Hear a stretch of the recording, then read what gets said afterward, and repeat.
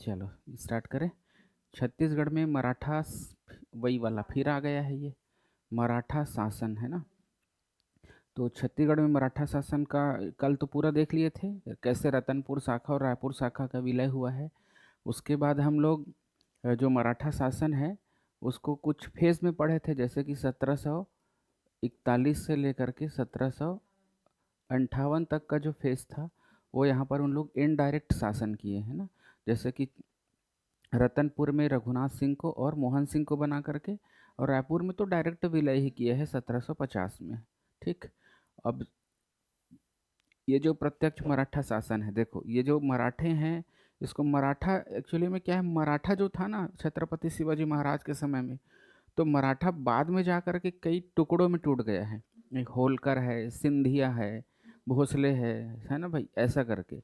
तो जो नागपुर का जो एरिया है, नागपुर का, वो किसको मिला हुआ है, भोसले शासक को। ठीक है। मराठा बोला ना, मराठा क्या हुआ, कई टुकड़ों में टूटा। मराठे कई टुकड़ों में टूटे, जिसमें से एक कौन सा है, भोसले शासक है। ठीक है। कई है भाई, होलकर भी है, होलकर भी है और सिंधिया भी है। ये कई कई भागों में इन लोग क्या हुए हैं, टूटे हैं। सिंधिया है, ठीक है, गायकवाड़ है। ठीक, ऐसा करके ना इन लोग कई वर्गों में क्या हुए हैं, टूटे हैं इन लोग। ठीक है। तो उन्हीं में से एक जो है वो क्या कहलाता है, भोसला कहलाता है। तो भोसला का जो मूल शाखा है वो कहाँ है, नागपुर। ये नागपुर। तो हम लोग किसके आ रहे हैं, देखो ये टोटल कौन हो गए, मराठा।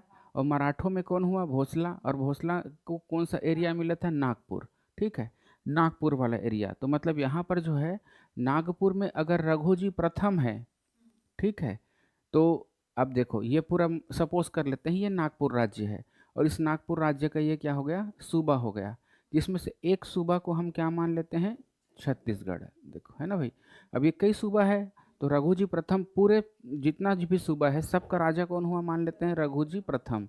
इसको थोड़ा सा समझा रहा हूँ, कई लोगों को यहाँ दिक्कत रहता है। ठीक है। तो ये जो अब ये इसको मान लेते हैं, सपोज करो ये नागपुर है, तो नागपुर में कौन शासन करेगा, तो इसमें तो कई सूबा हो सकते हैं ना, तो एक सूबा किसको मिलेगा, बिम्बाजी भोसले को। तो ठीक है, ये समझ आ गया। तो बिम्बाजी भोसले छत्तीसगढ़ में रह के शासन किए हैं। और उसके बाद जो आगे के जो शाखा आएंगे, जैसे कि चिमण जी भोसले है या व्यंको जी भोसले है, तो इन लोग क्या हुए, नागपुर में रह कर के ही छत्तीसगढ़ के लिए शासन किए हैं। और यहाँ पर किसको बैठाए, उन लोग सूबेदार को। इतना ध्यान में रहेगा ना। तो ये वाला जो पिक्चर है मन में तैयार था कि नहीं था। उसके बाद रघुजी प्रथम के बाद रघुजी द्वितीय, उसके बाद रघुजी तृतीय। क्योंकि यहाँ पर देखो 1818 में कौन आ जाते हैं, रघुजी तृतीय आ जाते हैं। क्योंकि जो अप्पा साहब है वो तो परसोन जी भोसले की हत्या कर देते हैं धोखे से, जो उसका चचेरा भाई रहता है, और सहायक संधि भी कर लेता है। और उसके बाद अप्पा साहब का अंग्रेजों से डिस्प्यूट हो जाता है, तो अप्पा साहब को पद से हटा करके यहाँ छठवें नंबर में बोलोगे तो कौन आएगा, रघुजी तृतीय आएगा। लेकिन रघुजी तृतीय का जो शासनकाल रहा है 1800 कब से बोलोगे, 18 से 30 तक का, ये जो समय है ये इनका संरक्षण काल है, समझो। मतलब यहाँ पर ब्रिटिश संरक्षण काल लिख सकते हो ना। तो ब्रिटिश संरक्षण काल क्या है ना, ये बहुत लोगों को ये दिक्कत रहता है यहाँ पर समझने में, इसलिए मैं क्लियर कर रहा हूँ। तो यहाँ पर वो ब्रिटिश संरक्षण काल में है, जो जहाँ पर अधीक्षक लोग किए। और सातवां में भी बोलोगे तो वही है, बस इसके फेस को मैं चेंज कर रहा हूँ, 30 से लेके 54 तक। ठीक है। तो 54 नहीं बोलना चाहिए, क्योंकि 53 में मृत्यु हो जाती है इसकी, दिसंबर में, रघुजी तृतीय की। और उसका कोई पुत्र वगैरह नहीं रहता। लेकिन यहाँ पर भी वो कहाँ रहते हैं, नागपुर में ही रहते हैं, है ना। और यहाँ पर वो कैसे करते हैं, जिलेदारों के माध्यम से, जिल्हेदार। ठीक है। छत्तीसगढ़ को क्या माना गया, सूबा से इसको एक जिल्हा इकाई बना दिया। और यहाँ पर किसको बैठा दिया, जिल्हा को, जिला या जिल्हा को। तो ये जितने भी शासक तुम लोग देख रहे हो ना, तो ये रघुजी प्रथम जो है कहाँ का है, वो नागपुर का है। लेकिन यहाँ पर रघुजी तृतीय ने किसी को प्रतिनिधि नहीं बनाया। देखो रघुजी प्रथम ने किसको प्रतिनिधि बनाया, बिम्बा जी को। फिर किसको बनाया, चिमण जी को। मतलब इन लोग क्या है, छत्तीसगढ़ के इन लोग प्रतिनिधि बन करके रह रहे हैं। ये भी छत्तीसगढ़ के प्रतिनिधि है, ये सब छत्तीसगढ़ के प्रतिनिधि है। जबकि वहाँ पर कौन चल रहा है, रघुजी प्रथम चल रहे हैं, उसके बाद रघुजी सेकेंड आएगा, उसके बाद रघुजी तृतीय आएगा। ये सब कहाँ है, नागपुर में। और रघुजी तृतीय के समय में क्या हुआ है कि ये कोई रिप्रेजेंटेटिव भेजबे नहीं किया, मतलब अपने, अब इसका बेटा ही नहीं है तो कहाँ से भेजेगा। तो ये क्या किया, सीधा वहाँ जिलेदारी को नियुक्ति किया। समझ गए ना भाई। तो यहाँ का पहला राजा बोलोगे तो बिम्बाजी भोसले, चिमणजी भोसले, व्यंकोजी भोसले, परसोनजी भोसले, अप्पाजी भोसले और रघुजी तृतीय कह सकते हो। लेकिन ये कहाँ से कर रहे हैं, नागपुर से। इन लोग भी नागपुर में हैं, लेकिन छत्तीसगढ़ के रिप्रेजेंटेटिव तो है ना कम से कम। और बिम्बाजी भोसले एक ऐसे शासक हैं जो यहीं आ करके ही डायरेक्ट शासन किए हैं। तो इन लोगों की कंडीशन तो समझ आ गई है। और ये सब ब्रिटिश अधीक्षक भी हमको याद हो गया है, Edmund Agnew, Hunter Sandis, Wilkinson और क्राफर्ड। ठीक है। उसके बाद जब पुनः मराठा शासन आया 30 से 54 में, तो रघुजी तृतीय जिलेदारों के माध्यम से, पहला लास्ट रखो, बीच छोड़ देना, या पहला कृष्ण, उसके बाद 7वां गोविंद और उसके बाद 8वां गोपाल, ऐसा करके। वही मैं 2-3 तो ऐसे याद होगा, कृष्ण ने अमृत पिलाया सदरुद्दीन को करके, है ना। फिर दुर्गा, इंदु, सखाराम, ठीक है, गोविंद गोपाल की पूजा करने गए, ऐसा करके कुछ भी ऐड करो। ठीक है। उसके बाद हमने बिम्बाजी भोसले देख लिया, और इसके स्थापत्य कार्य, प्रशासनिक कार्य, जमींदारों से संबंध। ठीक है। और हमारा चिमणजी भोसले भी देख लिए। उसके बाद व्यंकोजी भोसले आए, और इसी के समय में सूबेदारी व्यवस्था स्टार्ट हो गया। किसके समय में, व्यंकोजी भोसले। 1788 लिखा है ना। तो सूबेदारी व्यवस्था कब से कब तक चला है, 88 से लेकर के 1818 तक चला है, यही ना भाई सूबेदारी। इसके बाद तो जिलेदारी व्यवस्था आ जाता है। तो ये सूबेदारी व्यवस्था, ठीक, किसके समय में स्टार्ट हुआ, व्यंकोजी भोसले। वो तो 1788 से 1811 तक नागपुर में रह के छत्तीसगढ़ के लिए सूबेदारों के माध्यम से शासन किया। ठीक है। और यहाँ पर परसोनजी नागपुर में रह के सूबेदारों के माध्यम से ही कर रहा है। और अप्पा साहब भोसले जो है वो 1816 से 18 तक नागपुर में रह के छत्तीसगढ़ के में सूबेदारों के माध्यम से शासन चल रहे हैं। और इसके बाद सहायक संधि, सीताबर्डी का युद्ध, अप्पा साहब से टकराव, जिसकी वजह से क्या हो गया, अंग्रेज इसको सत्ता से हटा देते हैं, मरा वरा नहीं है ना, सत्ता से हटा दिए। और रघुजी तृतीय को, अल्पवयस्क को ही सत्ता दे करके, चूंकि वो अल्पवयस्क है इसलिए उसके अधीन इन लोग शासन किए हैं, ब्रिटिशर शासन किए हैं। और जैसे ही वो 1830 में जब यंग हो गया, वयस्क हो गया, सत्ता की बागडोर उसको दे दिए। लेकिन वो भी आया क्या, यहाँ पर छत्तीसगढ़ आया क्या, नहीं आया। ठीक है। और उसके बाद फिर क्या हो गया, छत्तीसगढ़ तो नहीं आया, लेकिन क्या किया उसको, वहीं से रह करके शासन किया जिलेदारों के माध्यम से। यहाँ तक हमको याद रहेगा। चलो ये भी रिवाइज हो गया। और सूबा शासन कल हो गए थे क्या, ठीक है। फिर महिपत राव दिनकर, विट्ठल राव दिनकर, भवानी कालू, जिसका सबसे कम कार्यकाल रहा है ना। महिपत, विट्ठल, ऐसे मही खट्टा होता है करके। फिर भवानी कालू, केशव बिकाजी, उसके बाद फिर हमारा सखाराम हरि और सीताराम टांटिया, एक साथ नाम लेना, और यादव राव दिवाकर। ठीक, यहाँ तक पूरा हो गया था। और 1818 में फिर यहाँ पर नागपुर में रेजिडेंट है और यहाँ अधीक्षक है। ये पूरा पिक्चर एकदम क्लियर है ना। उसके बाद ब्रिटिश नियंत्रण काल, ये हो गया है क्या, नहीं हुआ है ना, यहीं पर आए ना हम लोग। चलो तो आज स्टार्ट कर लेते हैं फिर ब्रिटिश नियंत्रण काल। और इसका जो समय रहा है जून 1818 से लेकर के 30 तक का समय रहेगा। ठीक है। लगभग आप कब कह सकते हो इसको, 12 साल तक का। तो 12 साल में ब्रिटिशर्स आए, और यहाँ पर 6 ब्रिटिश अधीक्षक हुए क्रमशः। और इन्हीं लोग रघुजी तृतीय की ओर से छत्तीसगढ़ में शासन प्रशासन का बागडोर यही देखेंगे। ठीक है। तो पहली बार छत्तीसगढ़ जो है अब किसके अंडर में आ चुका है, अंग्रेजों के डायरेक्ट अंडर में आ गए ना भाई। तो क्या बोलोगे, पहली बार छत्तीसगढ़, ठीक है, किसके अंडर में आ गया, अंग्रेजों के। और ठीक है, रतनपुर से राजधानी इन लोग कहाँ ट्रांसफ़र करेंगे, रायपुर करेंगे। ठीक है, क्योंकि रायपुर सेंटर में पड़ता है करके। तो चलो एक एक करके देख लेते हैं कौन किया, सब समझ आ जाएगा। तो सबसे पहले जो अधीक्षक हुए वो कौन हुए, एडमंड। तो छत्तीसगढ़ में प्रथम नियुक्त अधीक्षक कौन हुए, एडमंड। कौन नियुक्त किया है, रेजिडेंट, कहाँ का, नागपुर का। और इनके समय अप्पा साहब के प्रेरणा से डोंगरगढ़ के जमींदार, है ना, डोंगरगढ़ समझ गए ना, ये हमारा छत्तीसगढ़ है ऐसा। ठीक है। तो इधर हमारा डोंगरगढ़ आ गया। तो डोंगरगढ़ का जो जमींदार है वो क्या कर दिया, ब्रिटिश शासन के विरुद्ध विद्रोह कर दिया, है ना भाई। क्यों, अप्पा साहब तो उसको सत्ता से ऐसे ही हटा दिए हैं, तो चिढ़ा तो हुआ है। तो अप्पा अप्पा साहब क्या किया, इसको भड़का दिया डोंगरगढ़ के जमींदार को।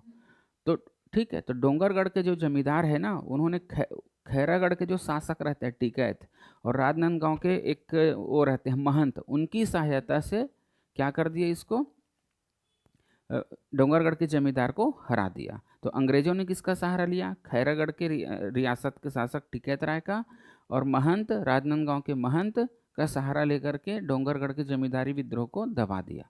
फिर से समझो, दिक्कत हो गया होगा तो देखो क्या बोला मैं, अप्पा साहब किसको भड़काएगा, देखो अप्पा साहब कहाँ बैठा है, नागपुर में। अब अप्पा साहब को सत्ता से कौन हटाया है, अंग्रेज। तो अंग्रेजों से किसका खुन्नस है, अप्पा साहब का। तो अप्पा साहब ने क्या किया, डोंगरगढ़ के जमींदार को भड़का दिया, डोंगरगढ़ के जमींदार को ब्रिटिश शासन के विरुद्ध विद्रोह करने के लिए कहा, तो कर दिया ना भाई। तो इन दोनों की ट्रीटी हो गई कि नहीं हो गई। अब इन दोनों को हराएगा कौन, अंग्रेज हराएगा ना। तो अंग्रेज किसकी सहायता से हराया, तो अंग्रेज हराया खैरागढ़ के शासक का, खैरागढ़ रियासत है, तो रियासत के शासक कौन है, टिकैत राय। और किसका सहारा लिया, ये राजनांदगांव। और इसके बाद इस विद्रोह को दबा दिया गया, ठीक है, दमन कर दिया, किसका, डोंगरगढ़ के जमींदार का। तो कैप्टन एडमंड के समय में कौन से विद्रोह याद करोगे, डोंगरगढ़ का जमींदार विद्रोह, बस ठीक है। इसके समय में कौन से विद्रोह ध्यान में रखना है, डोंगरगढ़ का जमींदारी विद्रोह, इतना चीज याद रहेगा। अगला अगला जो हमारा शासक है वो कौन है, एगन्यू। इसके समय में काफ़ी ज़्यादा काम होगा ना, किसके समय में, एगन्यू। और इसके समय 18 से लेकर के 25 तक। अब होगा राजधानी का परिवर्तन का काम। अभी ये कहाँ से शासन कर रहा है, नहीं, जो एडमंड है वो रतनपुर से कर रहा है। अब होगा ट्रांसफर, है ना। छत्तीसगढ़ के प्रशासनिक ढांचे का पुनर्गठन किया, ठीक है, छत्तीसगढ़ के प्रशासनिक ढांचे का क्या करेगा, पुनर्गठन। क्योंकि यहाँ पर जो प्रशासन चल रहा है वो मराठों के द्वारा बनाई गई प्रशासनिक ढांचा से चल रहा है। तो ये अपनी सुविधा के हिसाब से थोड़ा एडमिनिस्ट्रेटिव चेंज करेगा ना। जैसे हम लोग किसी घर को, मान लो किसी दूसरे का घर है, अब उसके बाद उसको परचेस कर लिए या किराया में लिए, तो वहाँ हम अपने हिसाब से चीज़ों को सेटअप करते हैं कि नहीं करते हैं। तो यही चीज़ है भाई, ये अपने हिसाब से सेटअप करेगा। तो इन्होंने जो पहला काम किया वो राजधानी को ट्रांसफ़र कर दिया। राजधानी रतनपुर से कहाँ ले आया, ये रायपुर ले आया। पहला काम, राजधानी रतनपुर से कहाँ लाया, रायपुर लाया, एगन्यू का पहला काम। और मराठों को देखो 1790 में परगना पद्धति आ गया था, याद आ रहा है। 1790 में कौन सी पद्धति आ गई थी, परगना पद्धति आ गया था। इस परगना को कुछ नहीं किया, जो 27 परगने थे उसको 8 परगने में बदल दिया। बाद में 9वां परगना और बनाया, लेकिन इसका पुनर्गठन करके कम किया कि नहीं किया। तो परगने का पुनर्गठन कर दिया, और मात्र कितना परगना बना दिया, 8, ठीक है। और बाद में 9वां परगना किसको बनाया, बालोद को, ठीक है। देखो छत्तीसगढ़ से क्या हुआ, 27 परगना, 27 परगना से क्या हुआ, 8 परगना, 8 के बाद बालोद को 9वां। तो हम कह सकते हैं छत्तीसगढ़ पहले 27 में, उसके बाद अब एटलीस्ट किस में बोल सकते हो, 9 से, ठीक है भाई। ये 3 का पहाड़ा चल रहा है भाई, ठीक है। 3 का पहाड़ा है ये, 3 का पहाड़ा 3 बार पढ़ना है, 9 बार पढ़ना है, और यहाँ पर 12 बार पढ़ना है, ठीक है। 3 9 12 ऐसा है, चलो ठीक। तो ये हो जाएगा, ठीक। सबसे बड़ा जो परगना था वो रायपुर है, और सबसे छोटा परगना जो था वो कौन सा था, राजहरा। बस इतना ही याद रख लेना, सब परगनों को याद रखने की ज़रूरत नहीं है, ठीक। अब मराठा काल में जो पटेल के पद होता था, पटेल का पद जो गांव में गौटिया की सहायता के लिए पटेल का पद बनाया गया था, है ना भाई, राजस्व के काम को देखने के लिए। तो इन्होंने क्या किया, पटेल के पद को समाप्त कर दिया, किसने, अधीक्षकों ने, हाँ अंग्रेजों ने। और गौटिया के पद को छेड़छाड़ नहीं किया, बल्कि पटेल के स्थान पर अमीन और पंड्या नामक राजस्व अधिकारियों की नियुक्ति करी।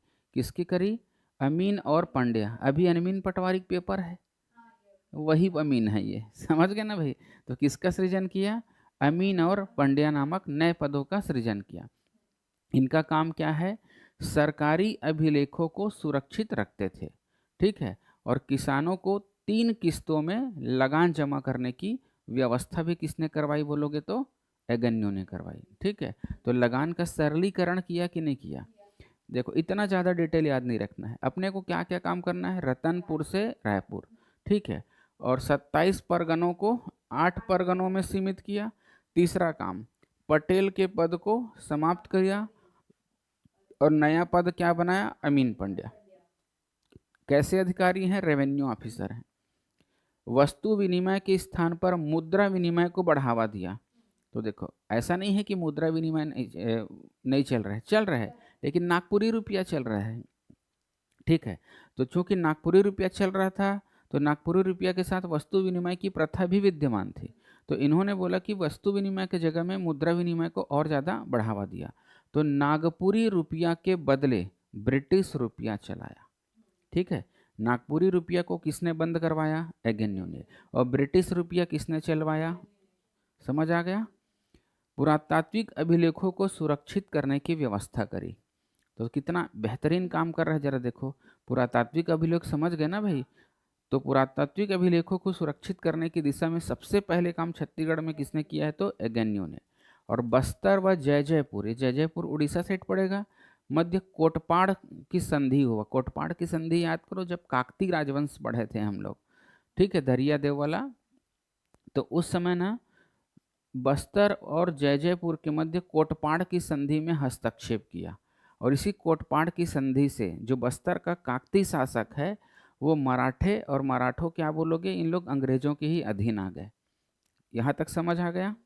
तो इसके समय में ये कुछ महत्वपूर्ण कार्य है जिसको ध्यान में रखना है। तो रतनपुर से रायपुर, परगनों को पुनर्गठन, पटेल पद को समाप्त, अमीन पंड्या की नियुक्ति, और नागपुरी रुपया को हटा करके ब्रिटिश रुपया, और कोटपाड़ की संधि। मेन चीज को याद रखना ना, क्या बोलोगे, कोटपाड़ की संधि कराने में, ठीक है, विवाद को सुलझाया है, ऐसा है। यहाँ तक हो गया। कोटपाड़ की संधि का विवाद सुलझ गया है ना, संधि तो पहले हो गई थी। चलो, अब एगेन्यू के समय में जो जमींदार है वो तो विद्रोह कर सकते हैं ब्रिटिश शासन का किसी न किसी वजह से। तो 1818 में ही आ गया था ये, एडमंड के बाद। तो इसके समय में नवागढ़ का विद्रोह हुआ। ये बेमेतरा साइड जाओगे ना आपका, वर्धा साइड, तो एक स्थान पड़ेगा नवागढ़ करके। तो यहाँ के जमींदार का नाम है महारसिया। उन्होंने क्या कर दिया, विद्रोह कर दिया। तो इसे महारसिया का विद्रोह भी कहते हैं। और धमधा के गोंड राजाओं ने भी विद्रोह किया है। और सोना खान के जमींदार राम राय, जो कि हमारे वीर नारायण सिंह जी के पिताजी हैं, उन्होंने भी विद्रोह किया है। और परलकोट के जमींदार गेंद सिंह ने भी क्या किया है, विद्रोह किया, जिसके कारण उसको तो बेचारे को फांसी ही दे दी गई। और सावंत भारती का विद्रोह हुआ है। ठीक है, किसका विद्रोह हुआ है, सावंत भारती का। तो ये सब विद्रोह को ध्यान में रखना और क्रम से याद रखना। ठीक है, नवागढ़ या फिर महारसिया कर लेना, नवागढ़ महारसिया एक साथ, नवागढ़ के महारसिया का, धमधा की गोंड जमींदार, सोना खान, परलकोट, सावंत भारती। ठीक है, सावंत भारती के संबंध में हमको डेट वेट नहीं मिल पाया है, लेकिन बस सावंत भारती का विद्रोह ऐसा कुछ है। ठीक है, अब इसका डिटेल कुछ नहीं बता रहे हैं ना, फैक्टस काम चलाना है। ठीक, टाइम नहीं है ना ये सब घटनाक्रम को बताने के लिए। ठीक है, तो क्या क्या बोलोगे, नवागढ़ का जमींदार, और नवागढ़ में कौन है जमींदार, महारसिया। तो नवागढ़ के महारसिया, धमधा के गोंड, सोना खान के राम राय, परलकोट के गेंद सिंह और सावंत भारती। इसके समय में जमींदारी विद्रोह हुआ है। और एडमंड के समय में डोंगरगढ़ का जमींदार विद्रोह। ठीक, कैप्टन हंटर आया और कुछ खास काम नहीं किया, मार के चल दिया। ठीक है, कैप्टन सैंडिस आएगा 1825 से लेके, और इसके समय में भी बहुत सारे काम होंगे। दो लोगों के समय में काम हुआ है, एगन्यू और सैंडिस। ठीक है, तो यह पूर्व अधीक्षकों से अधिक अधिकार संपन्न था, जिन्हें सैनिक और असैनिक दोनों प्रकार की शक्तियां दी गई थी। किसको, सैंडिस को। तो छत्तीसगढ़ में क्या क्या काम किया, सबसे पहले डाक तार व्यवस्था प्रारंभ करी। ठीक है, तो डाक तार व्यवस्था के प्रारंभकर्ता कौन है, सैंडिस है। लोरमी व तरेंगा नामक दो ठोक ताहूददारी का निर्माण करवाया। ठीक है, ये ताहूददारी क्या होता है, ताहूददारी ना जो बहुत फर्टाइल लैंड नहीं होता, जो बंजर भूमि है, ऊसर भूमि है, ऐसे भूमि को ना ठेकेदारी पे बेच देते हैं, लीज पे। और उसके बाद उससे फ़ायदा क्या हुआ कि बोलते हैं कि वहाँ पर उसका उस भूमि को खेती योग्य बना करके किसानी करो करके। तो इन्होंने क्या किया, सैंडिस ने ये प्रथा चालू करी। तो जमीन को जमींदारों को क्या कर देते थे, बेच देते, बेचना तो नहीं बोल रहा हूँ, एक ठेका में दे देते थे, समझो। ठीक है, कैसी भूमि को? फालतू जगह को, फालतू ज़मीन को जो बंजर है। तो उन लोग क्या करेंगे भाई, बंजर ज़मीन को भी जुताई-उताई करके उसको उपजाऊ भूमि में कन्वर्ट कर दिया मान के चलो, तो फ़ायदा हुआ ना, इससे रेवेन्यू बढ़ेगा कि नहीं? तो इस प्रथा को किसने चालू किया था? सैंडिस ने। तो ताहूतदारी व्यवस्था का निर्माण किसने किया? और दो ठोक ताहूतदारी बनाया 1826 और 1828 में। एक है लोरमी और दूसरा तरेंगा। तो सैंडिस ने बनाया दो ताहूतदारी, लोरमी और तरेंगा। बाद में मराठा काल में जो है, फिर से जब रघुजी तृतीय आएंगे ना, तो सिरपुर और क्या बनेगा? लवन बनेगा। सिरपुर सन वन कुछ याद नहीं रखना है, मैं पहले बता देता हूँ, इसको हटाओ इसको, ठीक है। सैंडिस ने किसने किसको बनाया? लोरमी और तरेंगा को, ठीक है। तरेंगा यही भाटापारा के आगे। और मराठा काल में सिरपुर और लवन, समझ गए। अब उसके बाद एलियट, चार्ल्स एलियट बाद में, बहुत बाद में, ठीक है। संजारी और क्या बोलोगे? खल्लारी और सिहामा को, जब यहाँ पर संभागी व्यवस्था आ जाएगी तब, क्योंकि ये बहुत बात की घटना है ना। 1858 में क्राउन का शासन आ जाएगा कि नहीं आ जाएगा? तो बाद में जो 1861 में छत्तीसगढ़ एक संभाग बनेगा कि नहीं बनेगा? तो जब संभाग बनेगा तो यहाँ पर बैठेगा अब कमिश्नर, और कमिश्नर कौन है? हमारे इलियट, ठीक है। तो उन्होंने ही यहाँ पर 3 ताहूदारी और बनाया, संजारी, खल्लारी और सिहामा को, ठीक है। संजारी, खल्लारी और सिहावा को। तो इस प्रकार सैंडिस ने चालू किया। पुनः मराठा शासन काल में 2 ठोक और बना, उसके बाद क्राउन शासन में और बना, ठीक है। तो ये वाला किसका समय है? ईस्ट इंडिया कंपनी का शासन काल चल रहा है, पुनः मराठा शासन और एक क्राउन का शासन। तो याद रखोगे 2 2 3 के हिसाब से बना है, ठीक है। सरकारी कामकाज की जो भाषा है वो अंग्रेजी किया, और अंग्रेजी कैलेंडर का भी प्रयोग को स्टार्ट करवा दिया, मतलब जनवरी फरवरी मार्च स्टार्ट हो जाएगा अब, ठीक है। तो सरकारी कामकाज की भाषा क्या हो गई?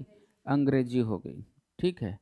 बस्तर, कांकेर और जयजयपुर जो करद राज्य के बीच विवाद को सुलझाया, और बस्तर और कालाहांडी जो वहाँ पर एक राज्य है करौंद करके, के जमींदारी के विवाद को भी सुलझाया। तो ये बहुत मेजर फैक्ट है भाई, मतलब मेजर का मतलब इम्पोर्टेंट तो नहीं है, बट इसके समय में काम हुआ है।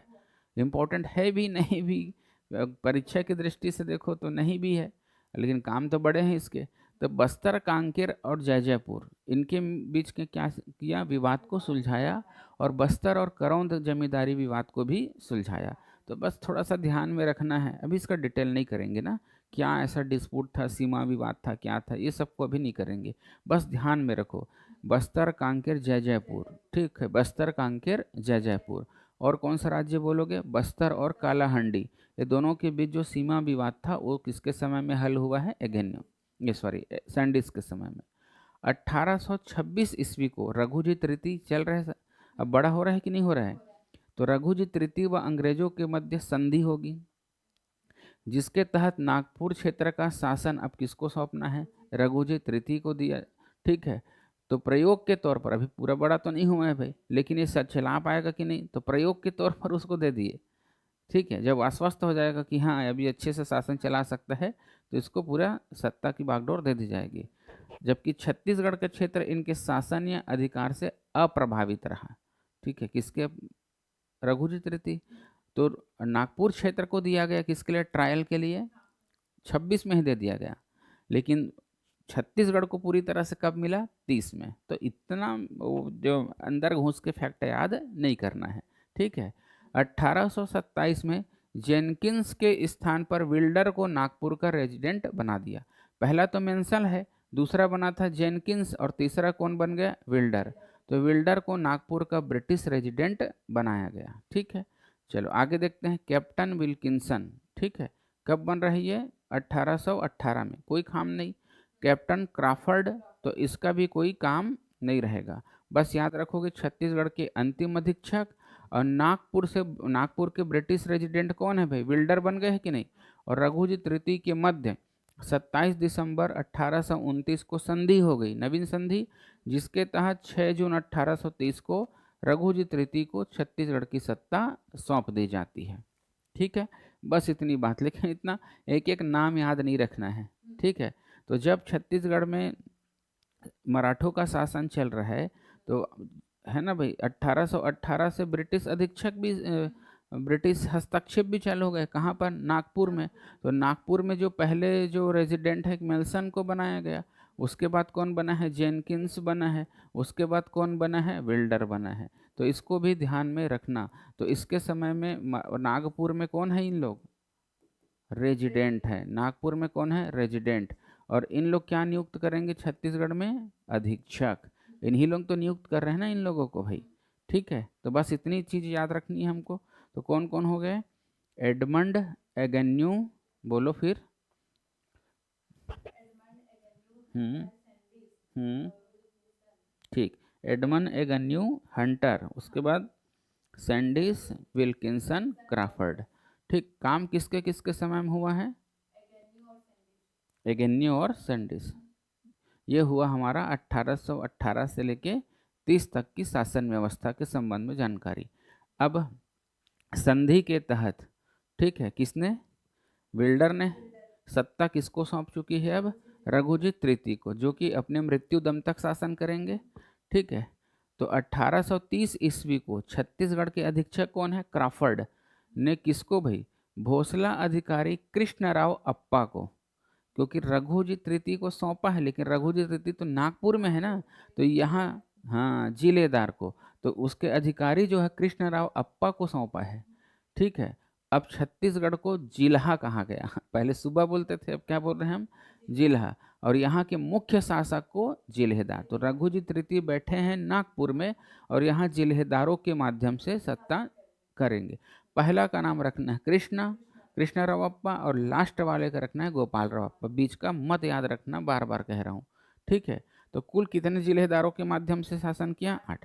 अब 30 से लेकर के इसके कार्यकाल 53 तक छत्तीसगढ़ में क्या क्या काम हुए हैं संक्षिप्त में देख लेते हैं।